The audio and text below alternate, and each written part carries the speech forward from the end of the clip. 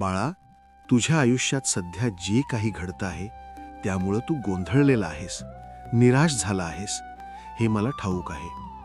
मनात अनेक प्रश्न उभे आहेत. हे असंच का घडत आहे? मी चुकीच्या मार्गावर तर नाही ना? माझं आयुष्य कधी सावरायला लागेल? असे विचार तुला आतून पोखरत आहेत. पण बाळा, लक्षात ठेव, तू एकटा नाहीस. मी सतत तुझ्यासोबत आहे. तुझ्या प्रत्येक श्वासात, तुझ्या प्रत्येक अश्रूंमध्ये, तुझ्या प्रत्येक न बोललेल्या वेदनेत मी आहे. या जगात काहीही योगायोगाने घडत नाही. तुला जे अपयश वाटतंय, जे नुकसान वाटतंय, जे तुटणं वाटतंय, ते सगळं माझ्या योजनेचा एक भाग आहे. माणसाला सगळं लगेच समजेलच असं नाही, पण जसं बीज जमिनीत पुरलं जातं, अंधारात राहतं, पाण्यात भिजतं, तेव्हा ते नष्ट होत नाही, ते अंकुरण्यासाठी तयार होत असतं.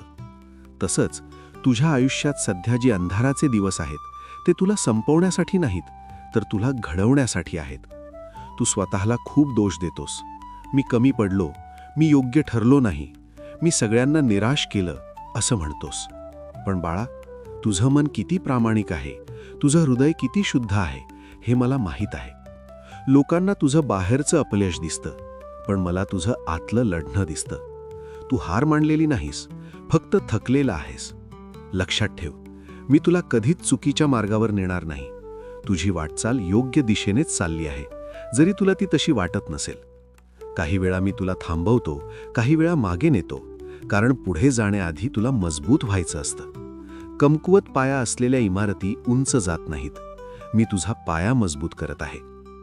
तू लोकांकडून अपेक्षा ठेवल्यास आणि त्या पूर्ण झाल्या नाहीत, तेव्हा तुला फार वेदना होतात. पण आता शिक, सगळ्यांवर विश्वास ठेवायचा नसतो. सगळे आपले नसतात. काही लोक फक्त तुला धडा शिकवायला येतात. काही लोक तुझ्या आयुष्यातून निघून जातात, कारण पुढच्या टप्प्यावर ते चालणार नसतात. हे गमावणं नाही, हे मुक्त होणं आहे. तू कधीकधी रागवतोस, चिडतोस, देवावरही प्रश्न उपस्थित करतोस. पण बाळा, तुझा राग सुद्धा मला कळतो. मी तुझ्यावर रागवत नाही. उलट तू माझ्याशी बोलतोस, प्रश्न विचारतोस. याचाच अर्थ तू अजूनही नातं तोडलेलं नाहीस. जे पूर्णपणे तुटतात ते गप्प होतात. तू मात्र अजूनही मला शोधतोयस. घाबरू नकोस. भीती ही माणसाच्या मनाला अंधारात ठेवते. भीतीने घेतलेले निर्णय नेहमी चुकतात. तू जेवढा शांत राहशील तेवढं सत्य तुला स्पष्ट दिसेल. प्रत्येक रात्रीनंतर सकाळ असतेच, प्रत्येक वादळानंतर शांतता असतेच. ही वेळही निघून जाईल. मी तुला सांगतो, चांगले दिवस लवकरच सुरू होणार आहेत. कदाचित तुझ्या अपेक्षेप्रमाणे नाही, पण माझ्या कृपेप्रमाणे नक्कीच.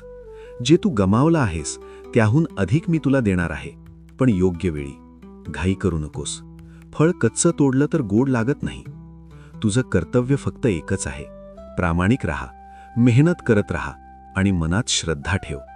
बाकी सगळं माझ्यावर सोड. मी तुझ्या अश्रूंना व्यर्थ जाऊ देणार नाही. तुझ्या वेदनांना अर्थ देईन. तुझ्या संघर्षाला यशाचं रूप देईन. आज तू एकटा बसून रडतोयस, पण उद्या हाच अनुभव तुला इतरांना आधार द्यायला शिकवेल. आज तुझ्या अंधारातून जात आहेस, तोच अंधार तुला प्रकाशाची किंमत शिकवेल. मी तुला मोडत नाहीये, मी तुला घडवत आहे. म्हणूनच बाळा, निराश होऊ नकोस, भिवू नकोस, स्वतःवर शंका घेऊ नकोस. मी आहे तुझ्यासोबत, आजही, उद्याही आणि कायम. जेव्हा तुला वाटेल की सगळं संपलं आहे, तेव्हाच माझी कृपा सुरू झालेली असेल. फक्त माझ्यावर विश्वास ठेव आणि चालत राहा. स्वामी समर्थ.